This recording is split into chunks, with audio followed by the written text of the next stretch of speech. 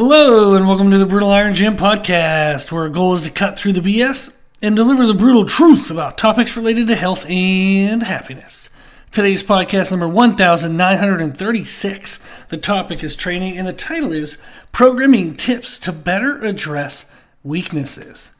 This podcast actually has a pairing on our YouTube channel. I made a video on the YouTube channel that will discuss the same things as this podcast.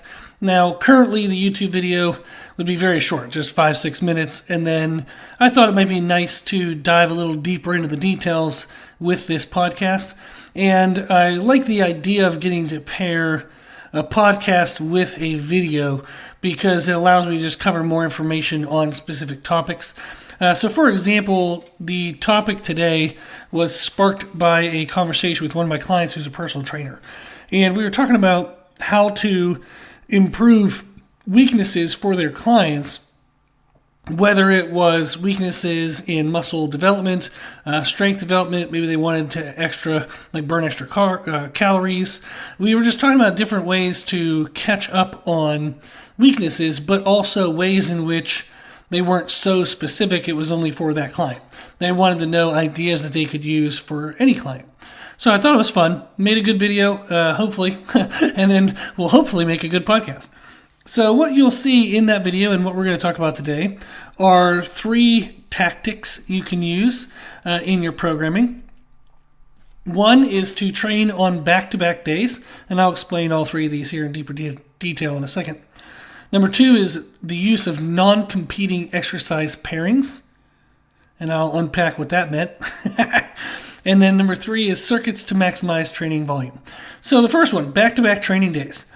That's literally as, basic of a description as it can be, is if we want to improve a weakness, we can train that muscle or the movement pattern on back-to-back days. So for example, in the video, I was talking about how I wanted to grow my upper back. I want to get my upper back thicker.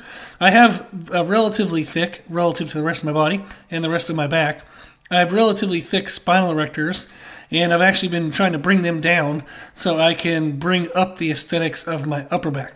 I want to kind of take away from some of the back development that my previous training, which was heavy deadlift focus, developed in my back. It developed very thick spinal erectors, but I kind of have like a flat or not very dense, not very detailed upper back, where it's like the middle traps, low traps, rhomboids, that kind of area around, like between and over top of the shoulder blades.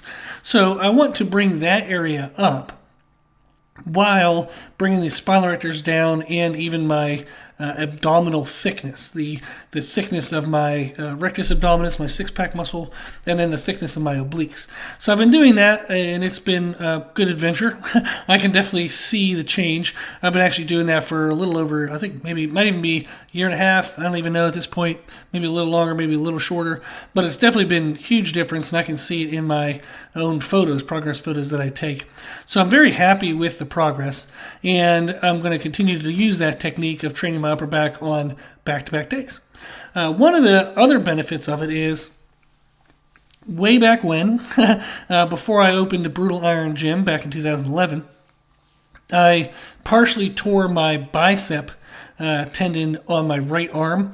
I was doing stupid heavy cable rows. There was a gym that had a 300-pound cable stack, and I just wanted to see if I could do it, and it felt ridiculously heavy. Good gosh. And I did a couple reps. Then later that day, my arm was bugging me. Then it just kind of kept bugging me, and I had a lot of inflammational issues. I got it checked out, and that was the kind of diagnosis, is that I have a partial tear in that bicep tendon.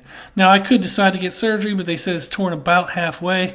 I could do it if I wanted to. Don't have to. I decided not to at the time because I didn't have the money for it.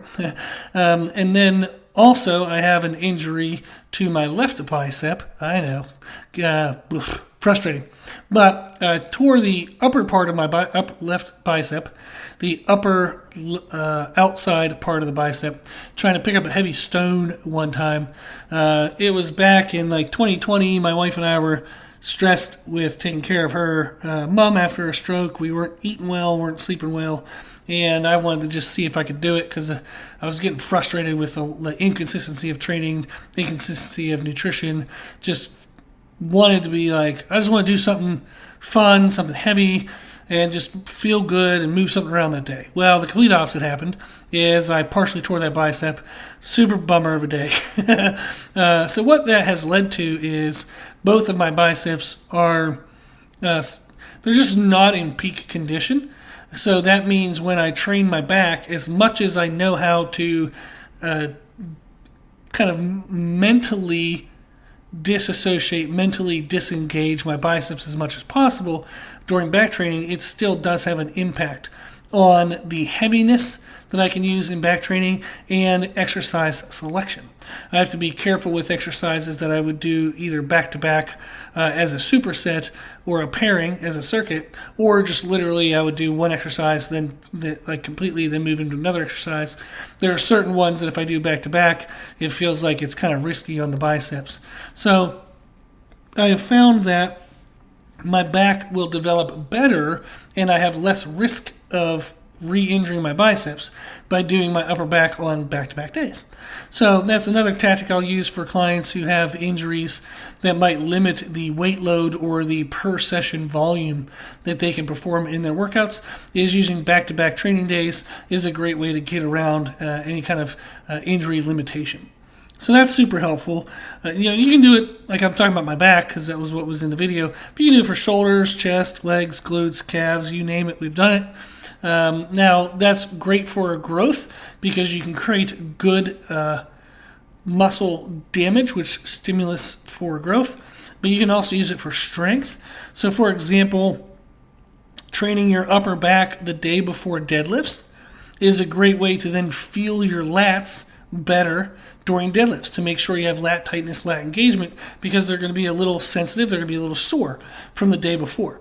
Now, I wouldn't want to do that right before a max effort deadlift testing day because I don't want to go into the deadlifts with my lats pre-fatigued. But if it's a normal training volume, normal training intensity, and I specifically want to better feel my lats, that is a great tactic to use at that moment.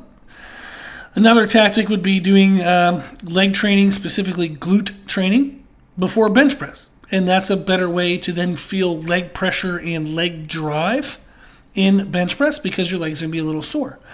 So again, not going to do that on a 1 rep max day, but it's a really good way to better feel certain cues or certain muscles, how they are involved in larger, more compound movements.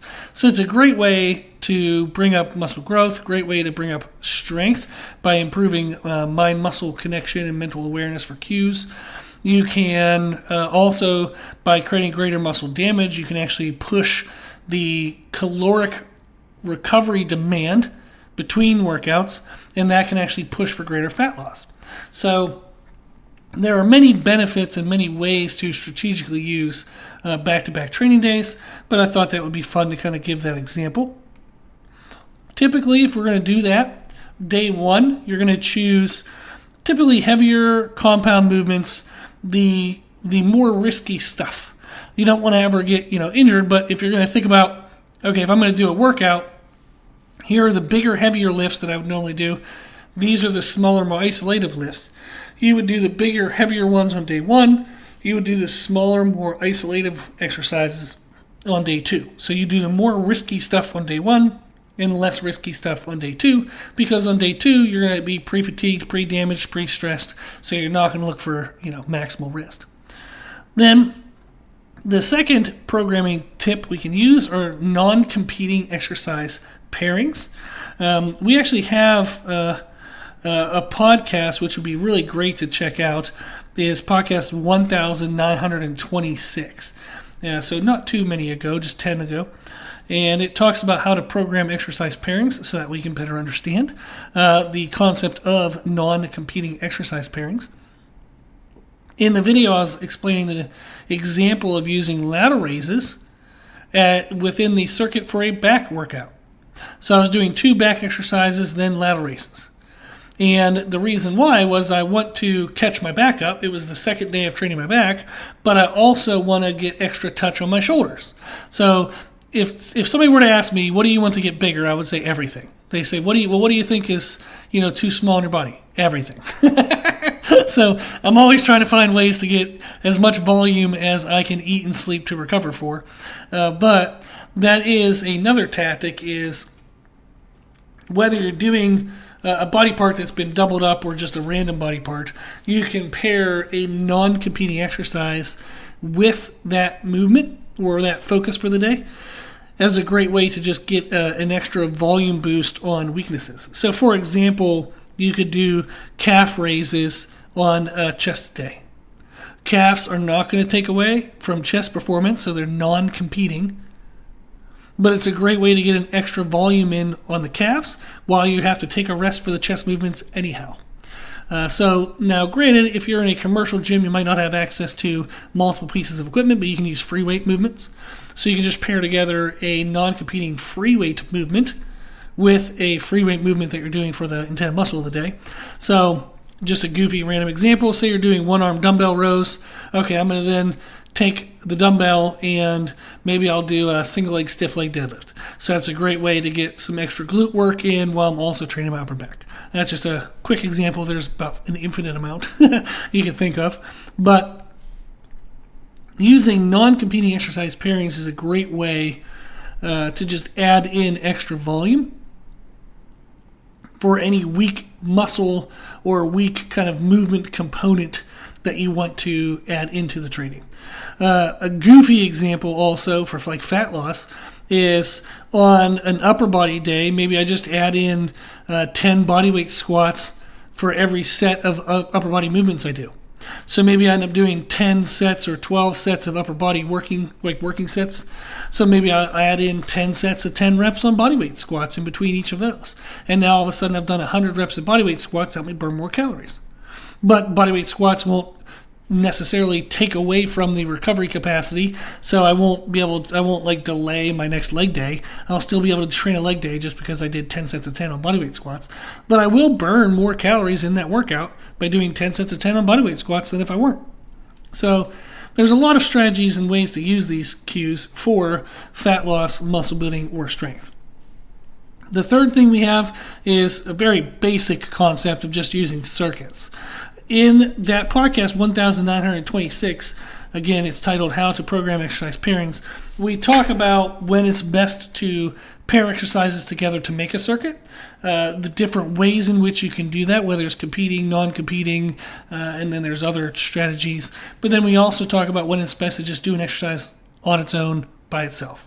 So listening to that podcast will help you create better circuits. So I would definitely encourage you to listen to that. But overall, using multiple exercises kind of back to back to back is an amazing and wonderful way to pump in a ton of volume into your typical workout time. So if you only have 20 minutes, totally fine. If you have 30, great. 40, great. 60 minutes, great. Whatever it is, you're never going to be limited by time as long as you know how to pair together exercises and create circuits. So that way you can do them non-competing, and then therefore you need very minimal rest between any of the exercises due to muscle fatigue. You're just waiting for aerobic recovery. So you can actually also turn weight training into cardiovascular training by using these structures as well. So I thought it was fun just to kind of give some awareness to those programming tips, and that will help you better address your weaknesses.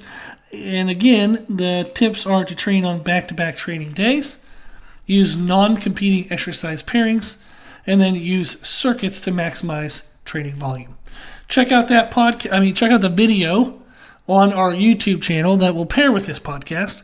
I've been trying to post more on YouTube. I'm currently on a schedule of trying to post 3 videos a week on Monday, Wednesday, and Friday.